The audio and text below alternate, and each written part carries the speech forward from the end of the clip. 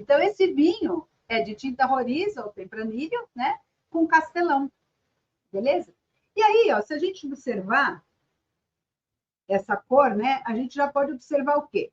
Pela própria cor, e eu volto aqui com a minha negocinho, ele é um vinho rosé, brilhante, né? Tá brilhante, tá límpido, brilhante. E a própria cor dele me demonstra que ele tem uma certa densidade, né? Uma certa densidade em relação a outros rosés. Deixa eu deixar aqui. Né? Porque, por exemplo, quando eu comentei aquele rosé que eu degustei lá na feira, era muito clarinho, era muito aguadinho, né? Ele nem deixava transparecer um certo corpo. Este daqui, para mim, já me traz um pouco a ideia de que ele não vai ser tão levezinho, ele vai ter uma certa estrutura, um certo corpo.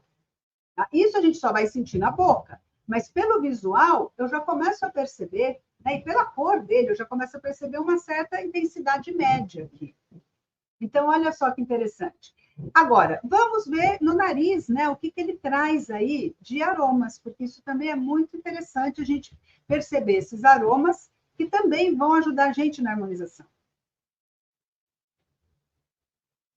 Ele ainda conserva aromas. Lembra que eu abri esse vinho quinta-feira, tá, gente? Então, o que acontece? Quando a gente abre um vinho e depois a gente continua degustando, ele não estraga.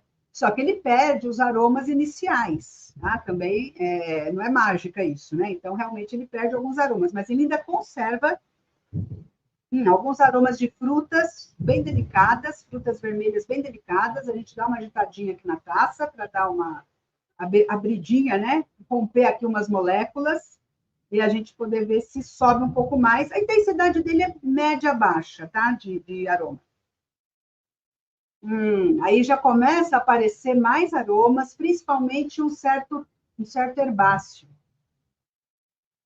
Ah, desculpa, Kátia, pensei que você era de Goiânia. Ai, Goiânia. É que eu estou aqui lendo e falando, desculpa, de Fortaleza. Gente, Nordeste está aqui, olha só, tem a Arlete, que é de Rio Grande do Norte, você é de Fortaleza.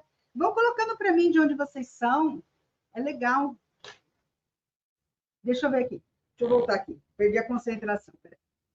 Então, aí, o que acontece? Quando a gente agita a taça, né, e começa a liberar aromas, para mim já vem um pouco de mistura de um certo herbáceo, mas não é um herbáceo de ervas secas, tá? Na verdade, é como se fosse grama, como se fosse uma erva ou folhas verdes, realmente. E ainda conserva, tá? Ainda conserva esses aromas, sim. Bem delicado e lembra um pouquinho de bala de goma. Sabe aquelas balinhas de goma, aquelas cerejinhas, balinha de goma? Ai, não sei como é que é. Não sei se é. É tipo aquelas balinhas que têm um pouquinho de acidez, né? Elas têm acidez, mas elas são bem delicadinhas. Balinha de goma de cereja, de framboesa.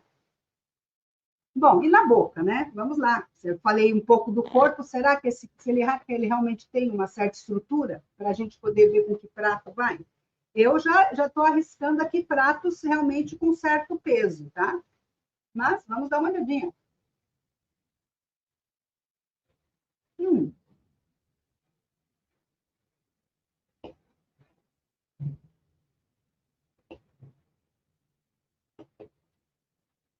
Ele tem um corpo médio também. A entrada de boca dele é uma entrada neutra, tem acidez subida, tá? Ele tem muito mais acidez, ele não vai ter taninos presentes aqui, nem muito presentes, deixa só um pouquinho de secura, mas realmente o caráter dele é muito mais para acidez, né? Para ter essa coisa mais da acidez de um vinho rosé que traz um frescor em boca. O que é interessante é o final de boca dele.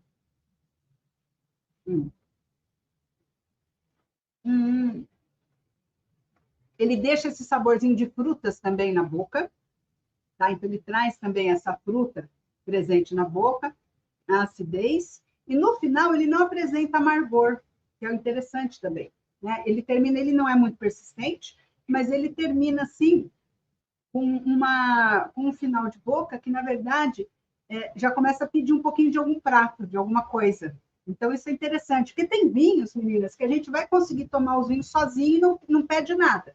Eu sempre recomendo que sempre comam com vinho, tá? Mesmo que ele não peça comida, é sempre muito bom comer com vinho, e eu, assim, recomendo, altamente recomendo que sempre a gente acompanhe com qualquer coisa, mesmo que seja com um biscoito, uma bolacha, qualquer coisa, um pedacinho de pão, porque isso faz bem também para nossa própria para o nosso próprio processo, né, de degustação do vinho, tá? Mas esse vinho, ele já me parece o quê? Que ele já pede alguma coisa de comida, ainda fica faltando alguma coisa, né? Sabe quando está pedindo um complemento? E o nosso complemento é justamente alguma coisa, né? Alguma comidinha aqui para harmonizar.